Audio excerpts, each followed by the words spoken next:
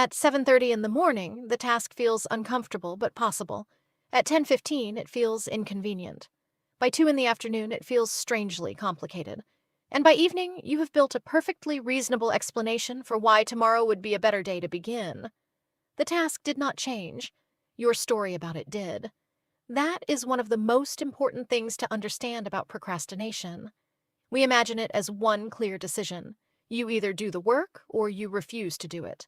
But most of the time, you do not refuse. You negotiate. You will begin after breakfast, after one message, after one useful video, after organizing the desk, after you feel more awake. Each delay makes the next delay easier to justify. First, you wanted to move in too many directions. Then you chose one path, but surrounded yourself with preparation instead of walking it. Now we have reached the next part of the story. You are beginning to recognize the voice that keeps moving the beginning farther away. You know this voice. It does not sound lazy. It sounds intelligent. It tells you to wait until you can give the task your full attention. It reminds you that the conditions are not ideal. It suggests that tomorrow will allow you to do a better job. Sometimes it is convincing because part of what it says is true. But the real question is why the explanation always appears when it is time to act. Think about an ordinary morning. There is one thing that has been following you for days. A document, an application, a workout, a difficult call, or the first real step in a project you have planned several times. For a brief moment, the day is still open. Then it begins collecting pieces of your attention. A notification, a request, a small problem that feels urgent, a quick task that feels satisfying to complete. One by one, these things enter the day, and the important task moves quietly into the background. This is why doing the important work before 11 can be powerful. Not because 11 is a magical hour. The value is not in the clock. It is in creating a boundary, a point before which the most important action is no longer open for negotiation. By 11, you do not need to have done everything. You need to have done the thing that would otherwise occupy your mind for the rest of the day. Unfinished important work creates a particular kind of weight. You carry it while answering messages, eating lunch, or trying to relax. Part of you keeps calculating how much time remains. Even when you are not working on the task is working on you. It becomes emotional debt. Avoiding it gives you a few minutes of relief, but often makes the entire day less peaceful. You protect the morning, lose the afternoon, and carry the task into the evening. And when the day ends, the unfinished work becomes a quiet accusation. Another day, the same promise, the same result. Perhaps this happens so often that you no longer fully believe yourself when you say, "I will do it tomorrow." You still make the promise, but something inside you has heard it before. That is where procrastination begins to damage more than productivity. It begins to damage self-trust, not because one delayed task defines your character, but because repeated promises teach you what your own words mean.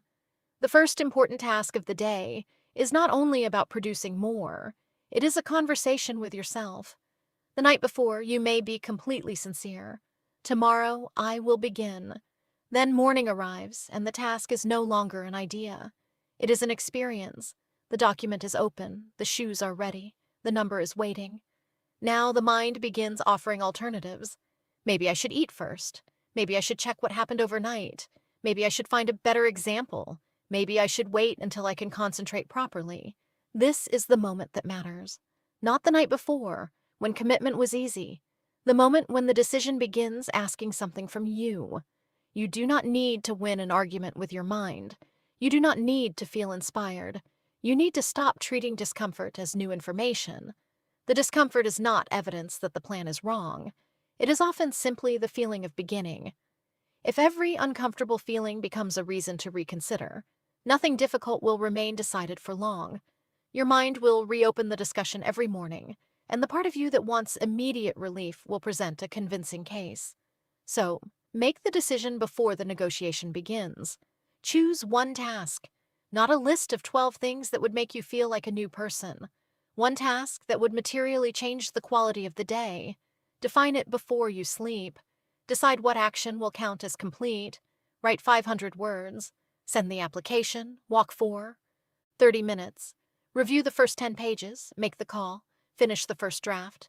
a visible action with a clear ending, then place it before the noise, before the inbox, the news, and the small tasks that feel productive without moving anything important. You do not need to wake at 5 in the morning. Your before 11 may happen before work, during lunch, or at 2 in the afternoon. The clock matters less than the sequence. Important work first. The stories about why it should wait, later. Your first sessions may not be impressive. The words may come slowly. The workout may feel weak. The first draft may reveal how much you still need to learn. That is fine. The goal is not to create your best work before 11. The goal is to stop abandoning the work before it has a chance to exist. This is where the idea connects with everything we have been exploring. First, you had to choose one direction. Then, you had to stop using preparation as a substitute for movement. Now, you have to notice the moment your mind tries to renegotiate the action you already chose. This is awareness in a practical form, recognizing the habit while it is speaking. There it is. The sudden desire to clean the room, the need to research one more detail, the feeling that you should start when you have more energy, the thought that another task might be more useful today. You do not need to become angry with that voice. It is trying to reduce discomfort, but you no longer need to confuse relief with direction. Sometimes the most important decision of the day is not what you will do. It is what you will refuse to reconsider. You chose the task when the fear was quieter. You knew why it mattered. You knew the next step. Morning does not need another meeting about it. Open the document. Put on the shoes. Make the call. Begin badly. Let the first few minutes be uncomfortable. The mind may continue talking. It can talk while you work. Something changes when the important task is completed early. The rest of the day feels different, not because every responsibility disappears, but because the day is no longer organized around avoidance. You are no longer waiting for the ideal mood or repeatedly asking when you will begin. You already did. That creates a quieter form of confidence, not the confidence that everything will work, the confidence that discomfort no longer has complete authority over your schedule. Imagine what happens when this becomes ordinary. Not a perfect streak, not 30 heroic mornings, just more days in which something important happens before the excuses become stronger. A page exists, the call is finished, your body has moved, the project has evidence of life, small results begin accumulating where promises used to accumulate, and slowly you tell a different story about yourself, not through affirmations, through memory. You remember mornings when you wanted to delay, but began anyway. You begin to trust that your next decision might survive the first wave of discomfort. That may be the real value of doing it early. You are not only protecting the task from the day, you are protecting your decision from the version of you that appears when discomfort begins negotiating. You know the sequence now. The promise becomes a delay. The delay becomes a justification. The justification becomes another unfinished day. The next step is not to understand that sequence more deeply. It is to interrupt it before it completes itself. Tomorrow, do not try to change your entire life. Choose one thing, something small enough to finish, but important enough that avoiding it would change the emotional direction of the day. Decide what done means, then place it before the noise, before the easy victories, before the unnecessary decisions, before your mind talks you out of the life you said you wanted. By 11, you do not need to be finished with everything. You only need proof that the most important part of you was not postponed again. If reflections like this help you recognize the quiet moments that shape your choices, subscribe to Unconscious Habits. Here, we are not trying to become perfect overnight. We are learning to notice where our lives keep being delayed and how one honest action can begin changing the story.